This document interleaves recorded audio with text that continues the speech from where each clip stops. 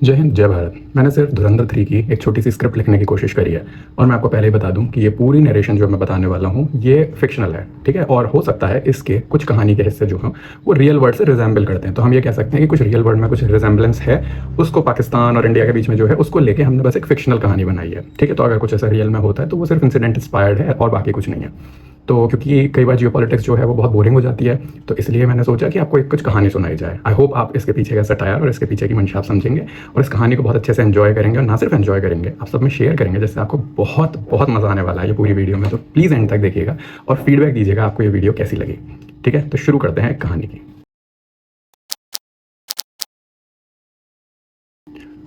कुछ जंगें आर्मी से लड़ी जाती हैं, कुछ जंगें टैंक, तोप, हवाई जहाज़, शिप्स, इन सब से लड़ी जाती हैं। लेकिन कुछ ऐसी जंग हैं जो सिर्फ और सिर्फ क्वेश्चन से और विस्पर्स से और र्यूमर्स से लड़ी जाती हैं। एक गोली एक आदमी को मार सकती है, अगर स्नाइपर की गोली है तो एक मेजर या कमांडर को मार सकती है, लेकिन एक क्वेश्चन या एक विस्पर या एक र्यूमर पूरे नेशन को ख़त्म कर सकता है। तो कहानी की शुरुआत में हम देखते हैं कि भारत की एक इंटेलिजेंस एजेंसी है जिसके अंदर एक बहुत पुराने एक स्ट्रेटेजिस्ट है जो बैठे हुए हैं, जिनकी उम्र 70 के ऊपर है, जो चश्मा लगाते हैं, कोट पैंट पहनते हैं, और उन्होंने टेबल पर एक अंडा रख रखा है। वो उस अंडे को उठाते हैं और लोगों से पूछते हैं कि एक किले को कैसे तोड़ा जा सकता है। उनके आसपास, उनके चारों तरफ हिस्टोरियन बैठे हैं, साइबर सिक्योरिटी के एक्सपर्ट बैठे हैं, उनके आसपास साइकोलॉजिस्ट बैठे हैं, आदमी और औरतें ऐसे ऐसे जो अपने अपने क्षेत्र में पारंगत हैं, वो सब उनके आसपास बैठे हुए हैं। किसी ने बोला इसको पटक के तोड़ दो, किसी ने बोला इसको दबा के तोड़ दो, लेकिन एक ऐसा एंशिएंट सीक्रेट है जो उस स्ट्रेटेजिस्ट के पास है। उसने बोला ये सब फोर्सफुली करने से हमारी शक्ति वेस्ट होगी। इसका एक और तरीका है, और उसने हल्का सा उसको स्क्वीज किया जिससे उसमें क्रैक पड़ा अंडे में, और वो बोलता है कि क्यों ना किले को ऐसा यकीन दिला दिया जाए कि वो पूरा किला सिर्फ रेत के ऊपर खड़ा हुआ है, जिससे कि वो किला अंदर से टूटना शुरू होगा। और देखते ही देखते हल्के से स्क्वीज से उस अंडे में जो दरार पड़ी थी या क्रैक पड़ा था, देखते ही देखते वो और बड़ा होता गया, और हल्का सा और फोर्स लगा के, बहुत माइन्यूट से फोर्स लगा के वो अंडा पूरा टूट गया। ये स्ट्रेटजी यहीं खत्म होती है, ये सीन यहीं खत्म होता है। उसके बाद कुछ नया चैप्टर शुरू होता है। इसके बाद ये स्ट्रेटजिस्ट कहता है कि मुझे बहुत सारे धुरंधर चाहिए। धुरंधर कभी एक नहीं है, धुरंधर बहुत सारे हैं, और मुझे उन बहुत सारे धुरंधरों को किलों के अंदर भेजना है, जहाँ किले को यकीन दिलाना है कि वो किला सिर्फ एक रेत की धरती पर खड़ा हुआ है। जब बहुत सारे धुरंधर एक सर्टेन एरिया, जिसको सिर्फ इस कहानी के लिए मान लेते हैं पीओके और पाकिस्तान, उसके अंदर जाते हैं, तो वो धुरंधर वहाँ जाके एक स्टडी वेपन्स की नहीं करते, वो वहाँ पे दुख की स्टडी करते हैं। वो देखते हैं वहाँ पे इलेक्ट्रिक बिल, क्योंकि उन्हें ढूंढने हैं क्रैक्स। उन्हें एक पूरा मैप चाहिए, लड़ाई के लिए नहीं। उन्हें हथियार चलाना बहुत अच्छे से आता है, बहुत काबिल हैं किसी को भी मारने की कला में, लेकिन खेल यहाँ पे दूसरा है। यहाँ पर किले को अंदर से ढाना है। तो वो जाके स्टडी करते हैं, वो देखते हैं इलेक्ट्रिक प्राइस, फ्यूल के price, food inflation, unemployment, corruption, political rivalries, administrative arrogance, broken promises, resource disputes, water के डिस्प्यूट, रिप्रेजेंटेशन कौन कर रहा है किसी भी कॉन्स्टिट्यूएंसी में, या फिर उनके अंदर का जो कॉन्स्टिट्यूशन है या एडमिनिस्ट्रेशन है उसमें लेजिटिमेसी कितनी है, कितने लेजिट हैं वो, उनकी आइडेंटिटी क्या क्या है। और हर सोसाइटी में ऐसे क्रैक्स जरूर होते हैं, कोई भी नेशन ऐसा नहीं है जो इन क्रैक्स से इम्यून हो। लेकिन धुरंधर को एक बहुत ही खतरनाक सच वो पता है कि अगर आग जल रही हो तो उसे कोई भी चिंगारी देने की ज़रूरत नहीं है, उसे सिर्फ दी जाती है तो हवा, यानी विस्पर्स में, यानी एक से दूसरे तक वो आग फैलानी होती है। और इसीलिए उन्होंने वहाँ पे दुश्मन नहीं ढूंढे, उन्होंने सिर्फ वो जगह जगह जलती हुई छोटी छोटी आग की चिंगारियाँ ढूंढी, ताकि उसको हवा देकर बस बड़ी आग करी जाए। सिर्फ रेफरेंसेस के लिए 2022 से पाकिस्तान में जो चीज़ें देखने के लिए मिली वो बहुत हाई इन्फ्लेशन, करेंसी का बहुत ज़्यादा प्रेशर, क्योंकि उनकी करेंसी की वैल्यू दिन पे दिन गिर रही थी, बहुत ज़्यादा कर्जे में डूब चुका है वो देश, एनर्जी की बहुत शॉर्टेज है, इलेक्ट्रिक प्राइसेस जो है वो बहुत बढ़ रहे हैं, और रहने की जो लिविंग कॉस्ट होती है, रहने की आपकी जो कीमत होती है, लिविंग कॉस्ट, वो बहुत ज़्यादा सरप्लस में बढ़ रही है। और यही सारे फैक्टर्स हैं जो कंट्रीब्यूट करते हैं पाकिस्तान एडमिनिस्ट्रेटिव कश्मीर, यानी कि पीओके, या कि occupied Pakistan, illegally occupied Kashmir में बहुत सारी उन चिंगारियों को या छोटी छोटी आगों को हवा देने के। अगर आप जाके देखना चाहते हैं तो 2024 के, माफ़ कीजिएगा, आज़ाद कश्मीर प्रोटेस्ट बैकग्राउंड और इकोनॉमिक स्ट्रेस के ऊपर और इलेक्ट्रिक प्राइस डिस्प्यूट के ऊपर जो भी चीज़ें लिखी हुई हैं उनको जाके पढ़िए, जिससे आपको वहाँ की कंडीशन समझ में आएगी। एक घटिया इंटेलिजेंस एजेंसी है जिसको अभी के लिए सिर्फ आईएसआई कह देते हैं। उन्होंने एक स्ट्रेटजी पास करी थी भारत के लिए, एक नरेशन पास किया था जिसमें उन्होंने कहा था ब्लीड इंडिया विद 1000 कट्स, यानी कि 1000 जख्मों से भारत को हम काटेंगे। और यहाँ से बहुत दूर पहाड़ों में छोटी छोटी चाय की टपरियों पर, कुछ दुकानों पे, लोकल ट्रेडर्स पे, लोकल वहाँ के एम्प्लॉयड आदमियों में ये धुरंधर आखिर क्या ढूंढ रहे थे?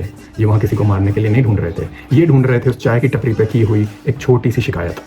ये ढूंढ रहे थे किसी का डिससेटिस्फैक्शन। ये लोग ढूंढ रहे थे कि ट्रांसपोर्टर्स जो तेल की कीमतों के ऊपर लड़ रहे हैं, स्टूडेंट्स जो अपॉर्चुनिटी ना मिलने के कारण लड़ रहे हैं, फैमिलीज जो इलेक्ट्रिसिटी ना होने के कारण लड़ रहे हैं, फार्मर्स जो रिसोर्सेज ना होने के कारण लड़ रहे हैं।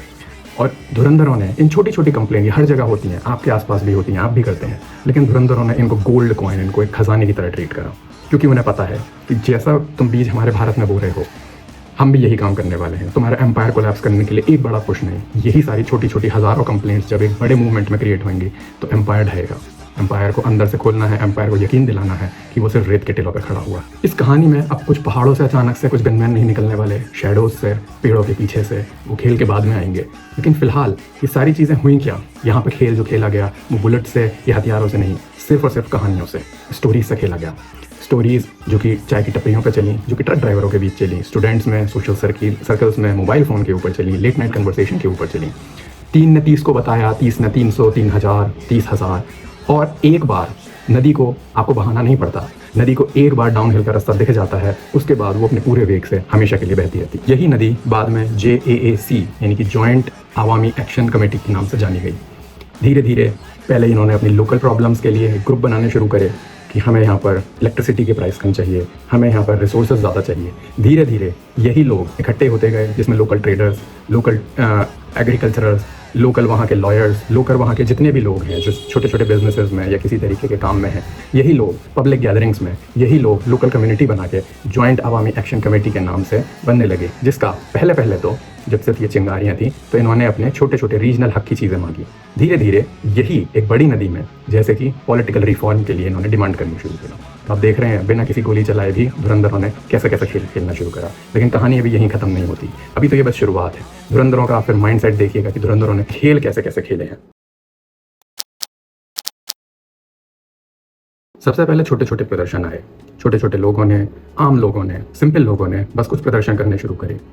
तब लोग हंसे, टीवी पे बैठे हुए पैनलिस्ट ने उनके मजाक बनाया, अथॉरिटीज़ ने ऐसे बहुत सारे देखे हैं, उनके लिए रोज़ का खेल है, वो हंसे, ब्यूरोक्रेट्स हंसे, लेकिन धुरंधर नहीं हंसे, क्योंकि उनको कुछ ऐसा पता था जो बाकी लोगों ने बहुत इग्नोर कर दिया था। उन्हें ये पता था कि ये डेमोन्स्ट्रेशन सिर्फ एक चिंगारी है और इसमें साइज मैटर नहीं करता, इसमें मैटर करता है कि जब ये खतरनाक और ज़्यादा हो जाता है, जब जो लोग नॉर्मली डिसएग्री करते थे धीरे धीरे वो कलेक्ट होकर एकजुट होना शुरू हो जाते हैं, और जो लोग पहले मना करते थे इन पार्टिसिपेशंस के लिए, इस तरीके की चीज़ें हम होती ही नहीं है इग्नोर करने में, वो धीरे धीरे एग्री करने लग जाते हैं, क्योंकि उन्हें पता है कि नदी जो होती है वो कण कण से बनती है। धीरे धीरे ये छोटे छोटे डेमोन्स्ट्रेशन प्रोटेस्ट में बदले और ये प्रोटेस्ट मूवमेंट में बदले, और मूवमेंट में बहुत सारे इश्यूज एक जगह आ गए। इलेक्ट्रिसिटी के price, subsidies, economic grievances, local authorities और गवर्नेंस और पॉलिटिशियंस को क्वेश्चन करना शुरू हो गया। क्वेश्चन शुरू हो गए कि इनका प्राइस आखिरकार भरता कौन है, ये तो आम जनता ही भरती है। सारे क्वेश्चंस, सारे डिफरेंट प्रोटेस्ट जुड़ के एक बड़ा मूवमेंट बन गए, जैसे कि एक नदी। और एक नदी जो है वो धीरे धीरे बहुत सारी स्ट्रीम से बनती चली जाती है, और फिर वही नदी एक ओशियन में जाके मिलती है, यानी एक सागर में, और मूवमेंट बड़े होते हैं। ये मूवमेंट बड़े होते चले जाते हैं। क्यों? क्योंकि सब लोग इस बात पर एग्री नहीं करते, लेकिन हर किसी को ऐसा लगता है कि उन्हें सुना नहीं जाता। ये एक बहुत बड़ी स्ट्रेटजीज होती है, जिसके बाद अथॉरिटीज़ ने इस मूवमेंट को सोचा कि अब इन्हें कंटेन करा जाए। जब ये बहुत बड़े हो गए, इन्हें बैन करना शुरू करा, डेमोन्स्ट्रेशन स्ट्रिक्ट हो गए, ऑर्गेनाइजेशंस में ऑर्गेनाइजर्स को डिटेन करना शुरू कर दिया, गैदरिंग जो होने लगी उनको मॉनिटर करने लगे, लीडर्स को इन्वेस्टिगेट करना शुरू कर दिया। डिसीजंस बहुत लॉजिकल थे, प्रैक्टिकल भी थे, नेसेसरी भी थे, और यहीं पर धुरंधर्स खड़े हुए वो हंसे, क्योंकि उन्हें पॉलिटिक्स का क्रूअल लॉ पता है। क्यों? क्योंकि जब ये सारी चीज़ें अथॉरिटीज़ जो हैं जब लोकल ग्रीवियंसेस को सिंबल में बदलना शुरू करेंगे, तब ये सिंबल जो हैं ये ओरिजिनल एक्चुअल में जो प्रॉब्लम है उससे भी बड़े हो जाएंगे। जब अरेस्ट होंगे तो वो कहानियाँ बनेंगी, कहानियाँ नारों में या स्लोगन्स में बनेंगे, स्लोगन्स एक पहचान बन जाएगी, और पहचान एक मूवमेंट क्रिएट करता है। ये कहानी बहुत साइकोलॉजिकली और डीप रूटेड धुरंधर को पता थी। अगर हम रियल वर्ल्ड में ये क्रोनोलॉजी और ये सारा बिल्डअप देखें तो हमें समझ में आता है कि 2023 से लगभग और मई 2024 के बीच में ये मूवमेंट जो है वो शुरू हुए थे, जहां इलेक्ट्रिसिटी के बहुत बढ़े हुए बिल की डिमांड, गेहूं और आटे के प्राइस बहुत बढ़े हुए, कंप्लेंट्स की लोकल हाइड्रो पावर जो इलेक्ट्रिसिटी बन रही है उसका बेनिफिट वहाँ के लोकल लोगों को ही नहीं मिल रहा है, और एक बहुत बड़ा गुस्सा और आक्रोश कि वहाँ की एलीट क्लास जो है वही सबसे ज़्यादा मजे ले रही है। और यहीं से जो फॉर्मेशन होता है वो जॉइंट अवामी एक्शन कमेटी यानी JAAC का होता है, जिसमें लॉयर्स, ट्रेडर्स, ट्रांसपोर्टर्स, स्टूडेंट्स और सिविल सोसाइटी के ग्रुप थे। और धीरे धीरे यही छोटे से लोग, यही आम लोग, यही हमारे और आप जैसे लोग ये मेन प्लेटफॉर्म बनते हैं पब्लिक प्रोटेस्ट के। मई 2024 से इन मार्च का लॉन्ग मार्च होने शुरू हुए। ये प्रोटेस्ट जो हैं ये धीरे धीरे गवर्नमेंट तक पहुंचने शुरू हुए, जिसकी वजह से अथॉरिटीज़ ने ऑर्गेनाइजर्स को अरेस्ट करना शुरू करा, पुलिस और पैरामिलिट्री फोर्सेस तक डिप्लॉय होनी शुरू हो गई और कम्युनिकेशंस की रेस्ट्रिक्शंस जो है वो शुरू हो गई। 2024 में असली डैमेज जो है मई 2024 में आके शुरू हुआ। लगभग कम से कम 3 प्रोटेस्टर्स की और 1 पुलिस ऑफिसर की हत्या, 100 से ज़्यादा लोग घायल, 90 से ज़्यादा लोग जो है वो अरेस्ट किए गए, लगभग, और इसमें बहुत ज़्यादा हो सकते हैं। वहाँ के रीजन वाइड जो है मार्केट, ट्रांसपोर्ट, स्कूल दिनों तक बंद रहने शुरू हो गए, पूरा शटडाउन हो गया और public property, police property, government property, सारी चीज़ों को, ट्रांसपोर्ट्स को, सब में आग लगाई जाने लगी और प्रॉपर्टी को डैमेज पहुंचाना शुरू करा। इसके बाद वहाँ की फेडरल गवर्नमेंट ने इवेंचुअली अनाउंस करा कि 23 बिलियन का रिलीफ पैकेज मिलेगा, वीट पर सब्सिडी मिलेगी, इलेक्ट्रिसिटी के रेट गिरेंगे और एलीट का जो प्रिविलेज है उसको हम देखेंगे ऑफ कोर्स। इसके बाद JAAC ने इसको मेजर विक्ट्री माना और यहीं पर ये गुस्सा जो है वो शांत हो गया। 2024 के बाद में लेकिन ये प्रोटेस्ट और अथॉरिटी और ज़्यादा स्ट्रिक्ट और रेगुलेटरी हो गई और पब्लिक असेंबलीज बहुत ज़्यादा होनी शुरू हो गई, स्पेशली रावलकोट के एरिया में। वहाँ पे जो एक्चुअल में जब एक डेमोन्स्ट्रेशन हुआ था उसमें 30 से ज़्यादा लोग जो हैं वो एक बहुत मेजर प्रोटेस्ट में इंजर हो गए, बहुत मल्टीपल अरेस्ट हुई थी और एक्टिविस्ट और अथॉरिटीज़ के बीच में टेंशन जो है वो बहुत बढ़ती चली गई। 2025 तक आते आते ये जो है ये पॉलिटिकल इकोनॉमिस्ट मूवमेंट से बढ़ के ये पॉलिटिकल मूवमेंट में चला गया, क्योंकि इन्होंने अपनी मांगें अब और बढ़ानी शुरू करी। इन्होंने कहा कि गवर्नेंस यानी कि वहाँ की जो गवर्निंग बॉडी है, पॉलिटिकल स्ट्रक्चर है, उसको बदलने की ज़रूरत है। यहाँ तानाशाही चलती है, उसे बदलने की ज़रूरत है। यहाँ पर रिसोर्स डिस्ट्रीब्यूशन जो होता है उसे बदलने की ज़रूरत होती है। और ऐसे ही पुराने जो बहुत प्रोमिस करे गए थे वो आज तक कभी पूरे नहीं हुए हैं, इनको बदलने की ज़रूरत है। इसके बाद 2026 में दोबारा से जो इस समय चीज़ ये ट्रिगर हुई, ये इकोनॉमिक्स से कंप्लीटली पॉलिटिकल ट्रिगर होनी शुरू हो गई है। अब ये सारा खेल पॉलिटिक्स के अंदर आ गया है। तो इसमें जो की पॉइंट है वो है refugee seat controversy. 12 assembly seat जो हैं वो रेफ्यूजीज के लिए, जो Indian administrative Jammu and Kashmir जो पाकिस्तान में रह रहे हैं उनके लिए रिजर्व रहती हैं। लेकिन वहाँ के लोगों का ऐसा कहना है कि वो 12 सीट पे हमेशा उनकी ISI जो कि वहाँ की सरकार को कंट्रोल करती है, उन 12 सीट पे आज तक हमेशा जो लोग अपॉइंट हुए हैं वो वही 12 लोग होते हैं जो ISI या पाकिस्तान की तरफ से होते हैं, और वही 12 लोग जो होते हैं वो मेजर कोएलिशन फॉर्म करके हमेशा सरकार के ही चलाते हैं। तो ऊपर से आपने इलेक्शन करा दिए, ऊपर से आपने दिखा दिया कि असेंबली में सिर्फ हमारी 12 सीटें हैं, बाकी 45 सीट्स पर जो है वो आपका खेल है, लेकिन वही 12 सीट्स हमेशा ISI की तरफ से होंगी और वही सारा गवर्न करेंगी। तो ऊपर से दिखाने के लिए आपने फ्री एंड फेयर इलेक्शन करे, लेकिन सच्चाई तो कुछ और ही है जो वहाँ के लोगों को पता है। और इसके लिए ये सारा का सारा जो प्रोटेस्ट और डेमोन्स्ट्रेशन है वो शुरू हुआ, जिसकी वजह से आप कॉन्सिक्वेंसेस वहां देख रहे हैं। अगर आपको अभी भी लगता है कि ऑपरेशन सिंदूर 2.0 नहीं हो रहा है तो आप बहुत गलतफहमी में हैं, या फिर आप चीज़ें अच्छे तरीके से जियोपॉलिटिक्स में नहीं जानते हैं। क्योंकि लड़ाई सिर्फ और सिर्फ बंदूक उठा के नहीं लड़ी जाती है। जैसा मैंने कहा, बड़े से बड़े एम्पायर को गिराने के लिए गोली की नहीं, क्वेश्चंस की, अफवाहों की, विस्पर्स की, इन सब चीज़ों की ज़रूरत होती है। इसी तरीके से अगले चैप्टर की तरफ बढ़ते हैं जिसका नाम है द रेफ्यूजी सीट्स। अब हम वापस अपनी स्टोरी की तरफ आते हैं, जो कि एक फिक्शनल स्टोरी है बाय द वे। एक बहुत बड़ा क्वेश्चन खड़ा होता है, वो क्वेश्चन है रिप्रेजेंटेशन का, यानी नेतृत्व। कौन डिसाइड करता है एक रीजन का फ्यूचर? वहाँ के रेजिडेंट, वहाँ के रेफ्यूजी, या फिर जो हिस्टोरिकली जो भी कुछ क्लेम किया गया है वो। और ये डिबेट जो है इन्होंने फैमिलीज को तोड़ना शुरू करा, पार्टीज को तोड़ना शुरू करा, इंस्टीट्यूशन को, कोर्ट इन्वॉल्व होने शुरू हो गए, पॉलिटिकल स्पीचेस जो हैं वो बहुत बढ़ती चली गई, और ये लीगल इंटरप्रिटेशन से ये मुद्दा जो है ये बहुत बड़ा बनता चला गया। इनफैक्ट धुरंधर्स ने बहुत अच्छा काम ये किया कि उन्होंने इस मुद्दे को एक इमोशनल मुद्दा बनाया, क्योंकि उनको एक चीज़ बहुत अच्छे से पता है कि लेजिटिमेसी जो होती है वो पैसे से भी ज़्यादा कारगर होती है, डर से भी ज़्यादा, ताकत से भी ज़्यादा। इसके बाद पहाड़ हिले, द माउंटेन ट्रेम्बल। इसके बाद आता है कन्फ्रंटेशन। सड़कें भर गई, सारी भीड़ इकट्ठी हो गई, स्लोगन्स जागे, बहुत सारे बैरिकेड आए, अथॉरिटीज़ आई, हर साइड ने एक दूसरे को डिफेंड करने की बहुत कोशिश करी, खूब गुस्सा फैला, टेंशन फैली, कन्फ्यूजन हुआ, बहुत सारे र्यूमर्स फैलाए गए। और इसके बाद पहाड़ों ने भी सुना, और पहाड़ों ने सुना 2 डिफरेंट ट्रुथ जो एक दूसरे की तरफ चीख चीख के उनको एको कर रहे थे। इसके बाद अलग एक और कहानी खुलती है। इस नदियाँ में एक अलग स्ट्रीम भी है। ये नदी एक जगह डिवाइड भी होती है, जिसको कहा जाता है द अदर फ्रंट। जब एक रीजन में सारी अटेंशन गैदर हो रही थी तो कहीं और भी तूफान उठाने की कोशिश करी गई, धुरंधर हो ज़्यादा। बहुत सारे वेस्टर्न फ्रंटियर और सिक्योरिटी ऑपरेशंस कंटिन्यू थे। जहाँ पे हमारी भारत के जो एक्चुअल लड़ने वाले अब धुरंधर हैं, जो ऑन ग्राउंड लड़ रहे हैं, उन्होंने काउंटर टेररिस्ट ऑपरेशन इंटेंसिफाई करे, ओल्ड इंसर्जेंसीज को हटाना शुरू करा, बहुत सारे ट्राइबल डिस्प्यूट जो थे उनको मॉडर्न जियोपॉलिटिक्स के थ्रू टैकल करना शुरू करा, और वहाँ के पहाड़ जो हैं उन्होंने वेस्ट के रिसोर्स जो है उनको कंज्यूम करना शुरू करा, क्योंकि कंज्यूम से अटेंशन आती है, अटेंशन जो है मैन पावर लाती है, और उसकी वजह से आती है एक सर्टेनिटी। किसी और प्रोविंस में और बहुत प्रोटेस्ट आ रहे थे, डिबेट्स हट चुकी थी, अब शुरू होती है लड़ाई। अब धुरंधरों ने यहाँ पर एक और चीज़, बहुत इंपॉर्टेंट लेसन दिया सबको। एक नेशन जो एक जगह की आग बुझाने के लिए लगी हुई है वो आसानी से उसे कंट्रोल कर लेगी, लेकिन आग अगर हर तरफ फैल जाए तो आप कितनी आग बुझाओगे। धुरंधर्स ने हर तरफ के गेट्स खोल दिए। अब ये लड़ाई अफगान की तरफ से भी लड़ी जाने लगी, ये लड़ाई बलूच की तरफ से भी लड़ी जाने लगी, पीओके में अलग प्रोटेस्ट शुरू हो गए, और उनके खुद इस्लामाबाद, कराची जैसे बड़े बड़े शहरों के अंदर भी इंटरनल कॉन्फ्लिक्ट और सिविल वॉर्स शुरू कराई गई। कोई प्लेन वहाँ पे क्रैश होता है।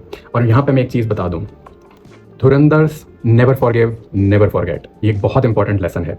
हमारे मेजर जनरल बिपिन रावत साहब जी का हेलीकॉप्टर क्रैश हुआ था, आपको याद होगा। उसको एक टेक्निकल ग्लिच बताया गया, कहा गया कि कुछ टेक्निकल फॉल्ट है जिसकी वजह से वो प्लेन जो है क्रैश हो गया। भारत ने एक बहुत महान लीडर खोया। क्यों? क्योंकि उनके आइडियाज़ बहुत रिवोल्यूशनरी थे। वो ऐसे व्यक्ति थे जो तीनों ट्राई फोर्सेस, हमारी जल, थल और वायुसेना, इनको कंबाइन करके एक यूनिट बनाने के चक्कर में थे, जो अब फॉर्म हो रही है धीरे धीरे। लेकिन वो प्लेन क्रैश कराया गया, उसको टेक्निकल बताया गया, उसके ऊपर कोई डिबेट नहीं हुई। लेकिन धुरंधर्स नेवर फॉरगेट। एक पाकिस्तान में प्लेन क्रैश हुआ जिसके अंदर बैठे हुए जितने भी पर्सनल्स थे वो सारे के सारे मारे गए।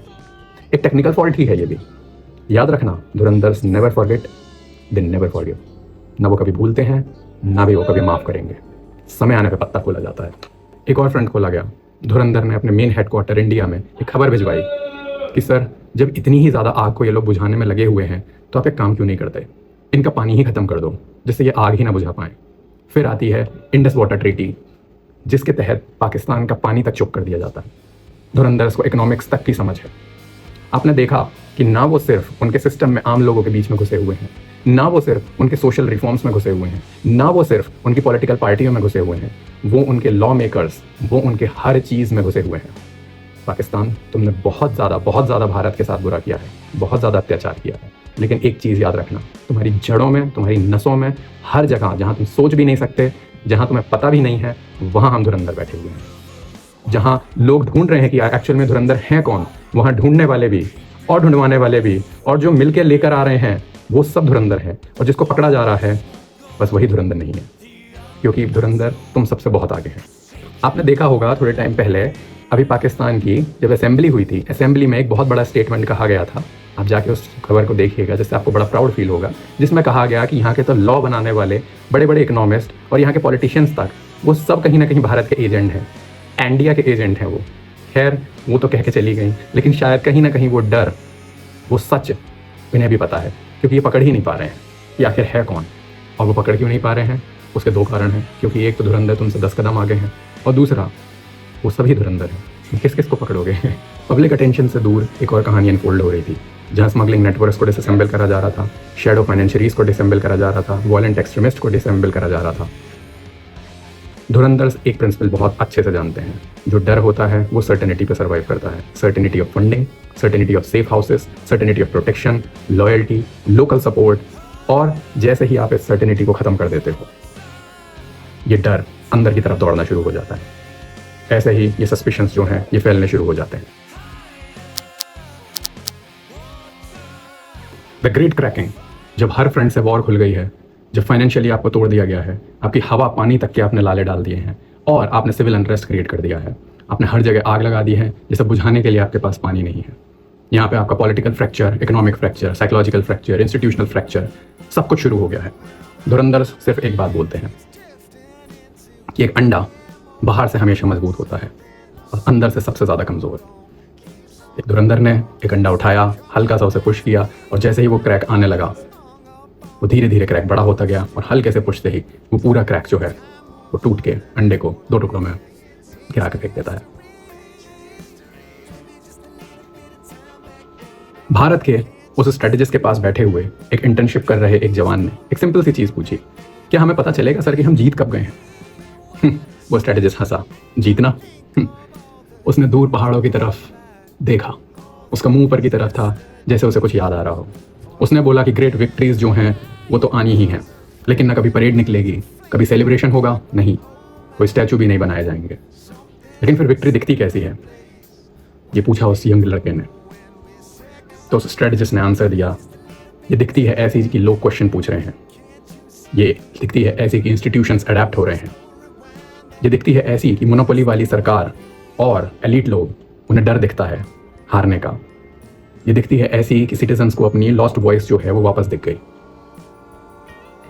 जो यंग अप्रेंटिस था, इंटर्न था, उसके माथे पर थोड़ी सी भौएं सुकड़ाई उसने और चिंता की लकीरें दिखी। उसने कहा लेकिन ये तो बहुत ऑर्डिनरी है। और स्ट्रेटेजिस्ट हंसा और बोला कि बेटा, हिस्ट्री तो हमेशा ही ऑर्डिनरी होती है, लेकिन उस ऑर्डिनरी हिस्ट्री को बनाते एक्स्ट्रा ऑर्डिनरी और अनऑर्डिनरी लोग। ये कहानी यहीं पे समाप्त होती है। आई होप आपको सारा खेल समझ में आया हो। आई होप आपको ये कहानी पसंद आई हो। अगर अच्छी लगी तो कमेंट भी करिएगा और ज़्यादा से ज़्यादा लोगों को ये शेयर करिएगा कि हमारे धुरंधर्स क्या क्या खेल खेल रहे हैं। जय हिंद, जय भारत।